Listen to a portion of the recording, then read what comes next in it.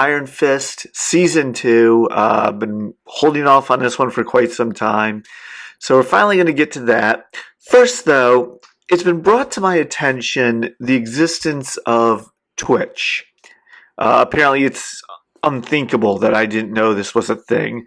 But there is a place you can go online and watch people live streaming themselves playing video games.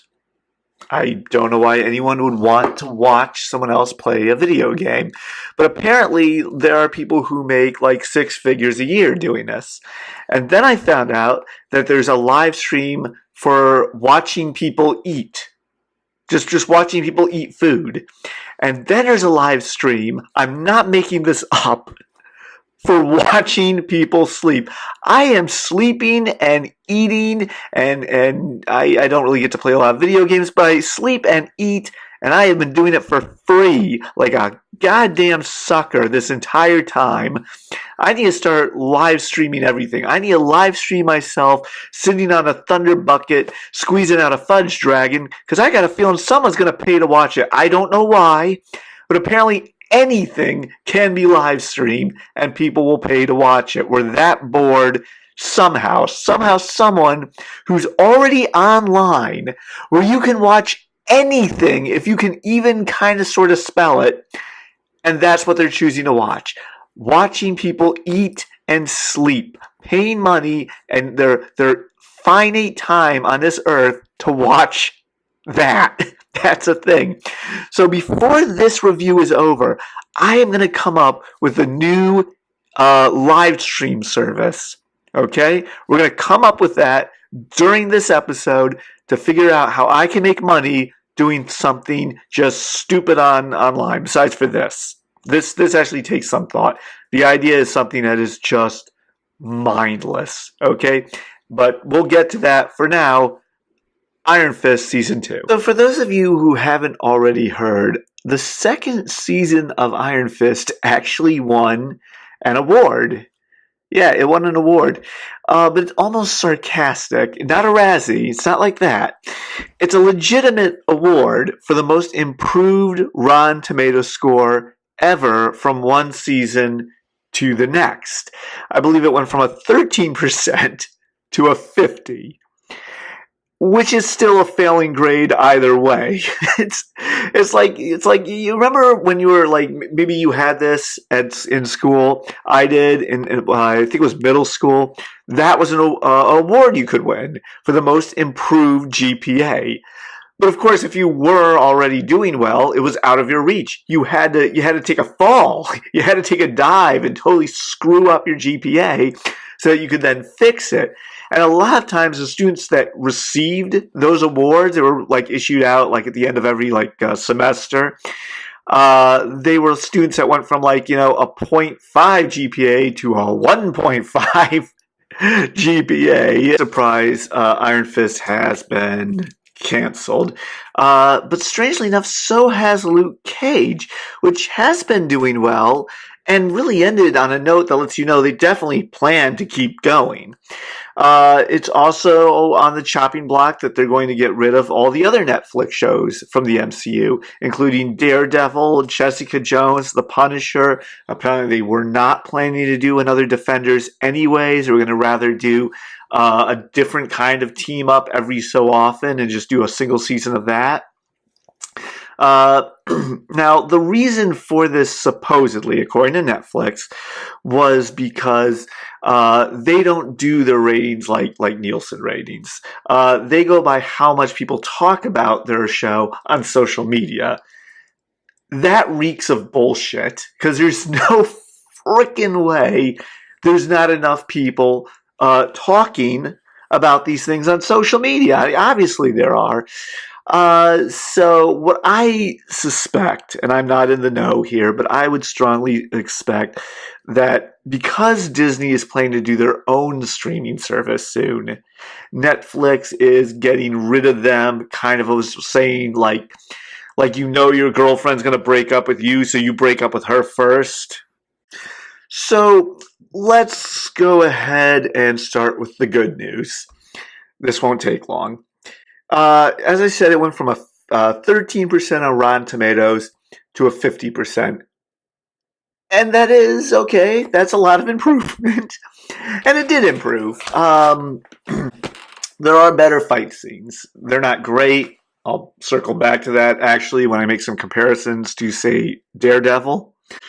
There's a lot of storylines going on, but as with the first season of Iron Fist, these plots were just all over the place, getting in each other's way. They were just tripping over each other. It was as if 9 different people wanted to write 9 different shows, and they just decide to include the same characters and film it and make it into a single series. And it just didn't flow. It didn't work. It was too messy.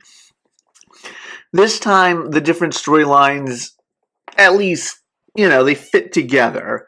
So that's certainly an improvement and keeps it from being nearly the frustrating thing it was to witness the first season. The acting has improved quite a bit, actually. And that is it for the good news.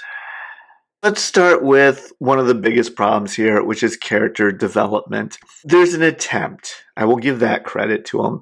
They do seem to understand that the characters need to be in a different place by the end of the series, that they need to have changed as people. But they forgot that there needs to be a reason why that happened. That's why it's called the journey, the arc. The exception here would probably be the character Ward. Ward goes through a decent arc here. With characters like our main character, Danny Rand, who has all the room in the world to improve. It's not like the MCU hasn't started with an arrogant bastard and made them a much more likable person by the end of that movie or series. They've done this. They've done it very well. He changes. He comes to the conclusion that he shouldn't be the immortal Iron Fist. He's not worthy of this sacred duty. And he figures out that Colleen should actually be the one to have the superpower and to protect people. And yeah, so these are spoilers, by the way. That's why I wait so long to put these out. But why does he come to that conclusion? There's no really good reason. Ward's sister, she has a massive left turn right off the bat in her character arc, and there's no good reason why. Compare this to like the second season of Luke Cage, where we start to turn him towards being a bad guy.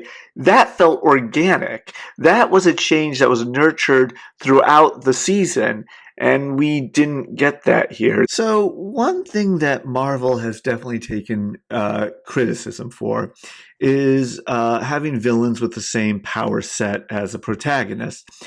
And I've previously defended this on this channel, saying that, for the most part, these stories are, the character versus themselves. It's really about their self-improvement. So that just makes sense. However, it is starting to get a little stale, and I think Netflix, their 4 main MCU shows managed to just barely get away with this, simply because they were, with the exception of Iron Fist, very good. Jessica Jones, it's her versus her mother, who has the same power set. Daredevil goes against Bullseye, who's so similar. Yes, there's some differences, but be honest, if they were both wearing the Daredevil outfit, you would have no idea in those fight scenes who was who. I mean, you would not be able to tell. And Luke Cage also fought a guy who was basically bulletproof, even for different reasons. But those 3 were really good, and I kind of just didn't care. I could totally make peace with that. Iron Fist, he's up against another guy who has a glowy fist. As I said earlier, the fight scenes in Season 2 are better, much better than Season 1, but they're still not really all that great. Daredevil not only has significantly better martial arts, but they're filmed much better. In Iron Fist, we see a lot of gangs at war with each other, trying to take over territory, and it's completely uninteresting, and I'll circle back to that. Whereas Luke Cage did a great job of it. Let's talk about the whitewashing issue. Now, I'm not usually one of those people who freaks out, oh my god, a white male is explaining something to someone who's not a white male. It's instantly sexist and or racist. But there is something about Danny Rand explaining Asian culture to Asians that's really, really hard to swallow. On a barely related note, I am planning to go to Japan next year, and I want to learn at least a little Japanese. So I went on YouTube and I found these tutorials, but they're all being taught by really hot anime women, and I'm not getting a word that they're trying to me. It's just a complete waste of time to part. One thing that makes Danny Rand even more annoying, and I think this was an attempt to make him more interesting, more likable, and it just missed the mark completely, is that he gets a job for funsies. Yeah, he just gets a regular person job, a billionaire, superpowered chosen one, so he can feel normal and see what that's like. And this is something that could be completely passed as funny and maybe even gives us an idea of how out of touch he is, but it's not done that way at all. In fact, a lot of what doesn't work about Danny Rand, if the show seemed aware of how out of touch he was and worked with that, a lot of this stuff would be fun, but instead it seems to want to take him seriously, which just makes him annoying. Why is Danny even the hero? Forget for a moment that he's not likable. In the first season, he's after the hand. And okay, the hand's evil, so I guess that makes him the good guy. But he's doing it because it's his destiny, which is the laziest kind of right to do. And in the second season, okay, so now after Defenders, promised Matt Murdock he's going to protect the city. And instead, he seems to be very concerned with being a middleman between different gangs and trying to negotiate a peace and a treaty with them so there's no war in the street. I mean, I guess that's a good thing, but he's supposed to be passed off as this guy that's fighting the criminals. Not, you could totally have a character who's not looking to stop the criminals or fight them. He just wants no blood on the street. He doesn't want war in the street. Danny's not set up that way. So it's weird that he suddenly takes this left turn, and instead of trying to stop the gangsters, he's just trying to broker peace between them. Especially in the first scene of the second season, he is stopping them from committing a robbery, and then after that seems to have no interest in doing anything but work politely with them. Now, our villain, Davos, wants to use the Iron Fist, the actual, bad power, gives him the glowy hand, to stop criminals, and he's the bad guy. Why? Why is he the villain? And I think the writers figured this out, why would anyone root for Danny stop Davos? So they have Davos just kind of go crazy and start murdering people. They just have that left turn to justify why he's bad and Danny's good. You remove that, there's no reason to root for Danny. And he's our protagonist, and that's a problem. Davos even starts taking troubled teens off the streets who are getting into gang life and wants to teach them to be superheroes. Child endangerment? Sure, but it's this or they're in a gang. So, if the Bloods and the Crips decided to join forces and fight crime rather than cause it, I think we would be, as a society, on board with that. Having the confusion as to who's the good guy and who's the bad guy and what really defines it and who we should root for, that can work really well. It works great in shows like Breaking Bad. It actually worked really well in Marvel's Runaways, which is surprising. I was really not expecting to like that show. I did, and the main reason why is because I kind of don't want the parents to get caught. I can identify with them. It's not entirely clear, are they bad? Should they go to jail? Are the kids wrong for interfering? Should they just stay out of this? That kind of gray area is a good thing.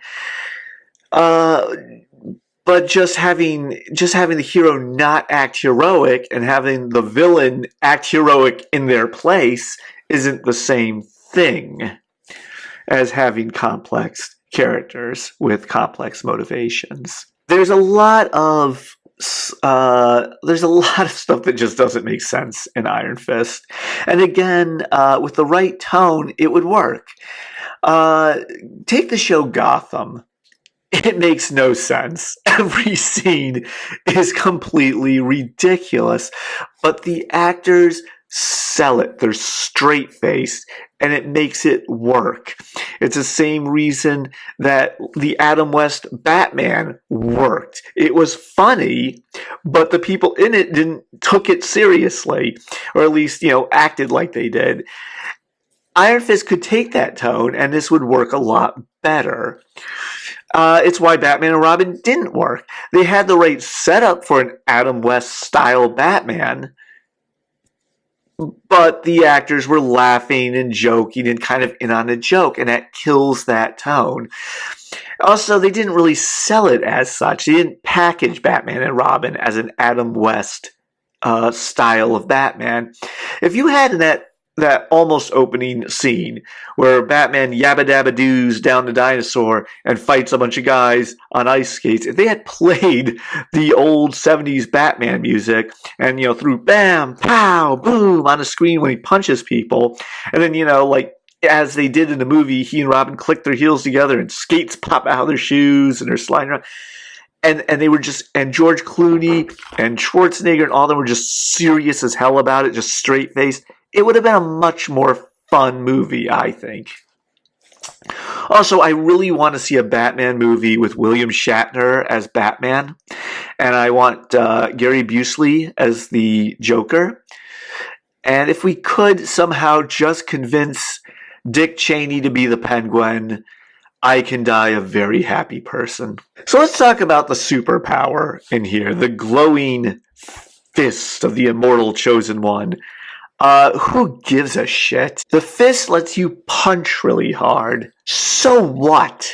Davos is taking on like 2 or 3 different gangs. I think it's just 2. Like one barely counts. It's the youths that he recruits anyways. But he's treated by both of these mobs and the police department and our superhero like he's this unstoppable, deadly force. My God, he's a killing machine. He can punch really hard and has kung fu training. Sure, if I got locked in an elevator with him, I'm not going to piss him off. He'll destroy me. Of course he will. But the police have guns. The mob, you would think, would have guns, but for some convenient reason, they all use knives and hatchets. And okay, that's your thing, sure. But, glowy fist guy is just slaughtering you guys. Maybe grab a sniper rifle. I mean, hell, Conmouth had a bazooka just lying around. Remember that? It's really hard to buy into the threat of this villain. So the villain doesn't act like a villain except out of the blue when the writers need to remind us that he's a villain by having him just randomly kill someone for no reason. And he's not threatening in any way. So I don't like to be one of those people who finds all the plot holes and everything. I've got a little list of things, though, that were bugging me. I just have to dive into this a little bit. Let's see. Evidence constantly just lying around. I won't give away the examples for those of you who haven't seen it. No reason to spoil that just yet, but all the damning evidence in the world just lying all over the place for anyone to come across and find. It's completely arbitrary who gets arrested and who doesn't. Misty Knight, the police officer, catches criminals all the time and just lets them go. Colleen finds gang members and just invites them to come have food with her. Yet other times when it's convenient for the plot, that dude is under arrest. At one point, Danny Rand is dying. And I'm so happy about it, right? Because, finally, we're going to see this motherfucker die. But they cure him with 2 staples. They take a stapler, and they put 2 staples in him, and everything is fine. Is New York closed? What's going on? In one scene, there's people everywhere. I mean, it's New York City. But then in the next scene, there's no one. It's empty. It's weird. Bodies. How are people dragging bodies all over the place? People get knocked out and then are wake up in front of their apartment or on a bench in the park. I know it's New York and people tend to mind their own business. But how far did you drag that body all the way from your hideout down to the subway station, get on a subway car, have the dead body over you or the beat up body, whatever the case may be, take it to the park bench, just fling it okay, and leave? Nobody asked questions? That's crazy. There's a very weird, awkward sex scene designed to blackmail somebody. I don't know if they were trying to make it funny or what. It is so awkward to watch. Not because I'm squeamish about this sort of scenes. This scene in particular is just uncomfortable. And I just want to know, what are Misty Knight's police reports like? I mean, I went into a crime scene with a vigilante. We caught some people. I didn't arrest them because they told me about a magic ball.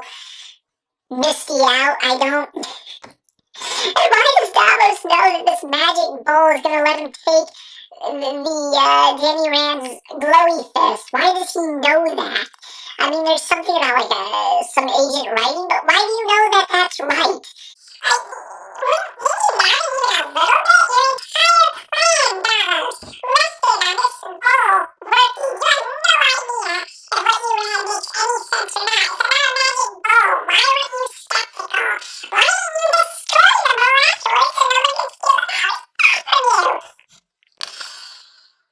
Oh, God.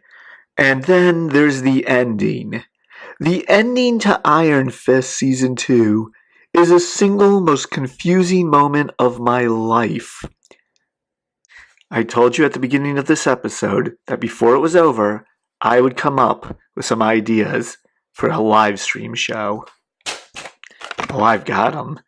And I assure you, they are not in any way possibly illegal, completely insane, and things that should probably get me Baker acted for even writing down. And I will share them with you next week when we do Daredevil Season 3. In the meantime, please like, subscribe, ring the bell, do all that fun internet stuff. I've got a thing down there in the comment section for my website and my Facebook and Twitter feed for you to check all that out. Take a look at some of my games, take a look at some of my novels. And I'll see you guys next week. Later.